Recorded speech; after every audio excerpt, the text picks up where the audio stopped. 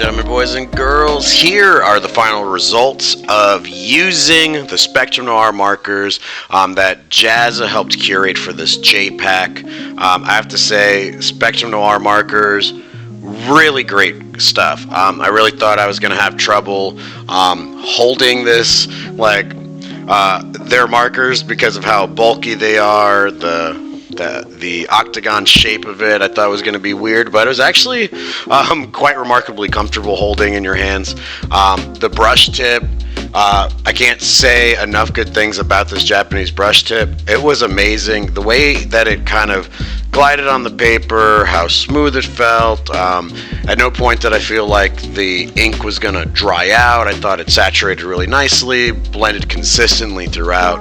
I can't say enough great things about that. And I'm comparing that brush tip on these alcohol markers to those of like Arteza, to Ouhu, which I use quite often on my channel. And so I really thought that was pretty stellar. I think my only downside on their markers is the fact that the caps don't connect to each other. Like, you can't snap them on the back. So I had to hold on to that for a little minute as I'm coloring, and I didn't want to lose it, and I'm someone that loses things pretty easily, so I was kind of afraid of that. So that's just my one nitpicky comment about those caps that Spectrum Noir has for their markers. I made a couple mistakes throughout. You'll definitely see that with the female mermaid, right? Well, I guess mermaid is female, but near her clothing area, right, near her chest, you would have seen some ink kind of float out, and I normally use like a blender tool to kind of strip away those colors until they leave, but it looks like with the Spectrum Noir markers, they kind of got absorbed and started dragging out, and so you saw me use the white gel pen to kind of clear away or delete that area. So I just wanted to make sure that was pointed out. The colored pencils on top of the alcohol markers really makes this product stand out, and a lot of that is due in part to the amount of depth they create when used on top of the alcohol markers. So I'm really stoked to continue using these Spectrum Noir markers. I plan on using them in the future, along with these colored pencils. Lastly, I just want to say that this brand of markers and colored pencils, art supplies in general, really great for any level. So if you're a beginner artist, intermediate artist, I think this is really cool.